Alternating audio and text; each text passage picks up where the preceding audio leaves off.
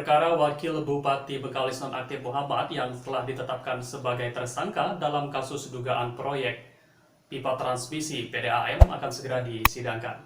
Dan kasus ini sendiri sudah masuk dalam tahap pelimpahan atau tahap 2 pada Kamis 24 September 2020. Berikut ini informasi selengkapnya. Berkas perkara dugaan korupsi proyek pipa transmisi PDAM di Kabupaten Indragiri Hilir senilai 3,5 miliar rupiah yang menyeret Wakil Bupati Bengkalis nonaktif Muhammad telah dinyatakan lengkap atau P21 dan dilanjutkan dengan proses tahap 2. Direktur Reserse Kriminal Khusus Polda Riau, Kombes Pol Andri Sudarmadi menjelaskan, tim dari Jaksa sudah datang ke Polda Riau untuk mengkoordinasikan perkara dugaan korupsi tersebut. Menurutnya, berkas sudah diteliti dan dinyatakan lengkap beberapa hari yang lalu. Sedangkan proses tahap 2 ini, tersangka Wakil Bupati Bengkalis nonaktif melengkapi proses administrasi dan pemeriksaan kesehatan dengan didampingi penasehat hukumnya. Terpisah, Kepala Seksi Penerangan Hukum dan Humas Kejati Riau, Muspidawan, membenarkan adanya proses tahap 2 yang dilakukan di Polda Riau terhadap perkara dugaan korupsi ini. Setelah ini, JPU akan menyusun surat dakwaan Wakil Bupati Bengkalis nonaktif sebelum dilimpahkan ke Pengadilan Tipikor pada Pengadilan Negeri untuk disidangkan. Nantinya, perkara ini akan ditangani Kejaksaan Negeri Indragiri Hilir karena tempat kejadian perkara tersebut berada di Kabupaten Inhil.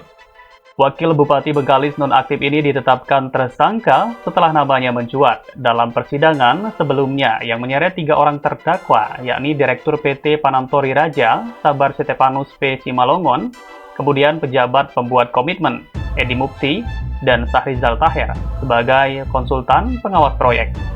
Seiring proses penanganan lanjutan perkara, Wakil Bupati Bengkalis nonaktif ini pun ditetapkan sebagai tersangka berdasarkan alat bukti yang ada. Rekan-rekan dari tim Jaksa juga sudah datang ke sini, sudah berkoordinasi sama kita. Berkas sudah dilakukan penelitian, dinyatakan lengkap beberapa hari yang lalu, dan hari ini hasil koordinasi kita akan kita lakukan tahap 2. Nah, nanti tim Jaksa juga akan datang ke sana ya. Udah dibawa ke sini ya? Oh, dari ruang tangki dibawa ke sini, baru nanti dititipkan kembali di rutan Polda karena situasi pandemi COVID ini menuntut demikian.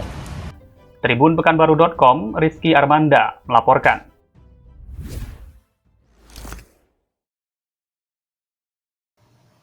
Baik Tribuners, itu tadi informasi perkembangan kasus dugaan korupsi pipa PDAM. Dan untuk update informasi Anda, jangan lupa kunjungi tribunpekanbaru.com dan saksikan juga video-video menarik lainnya di YouTube channel Tribun Pekanbaru di Tribun Pekanbaru Official. Ragam informasi terkini kami hadirkan tiada henti. Simak tribunpekanbaru.com.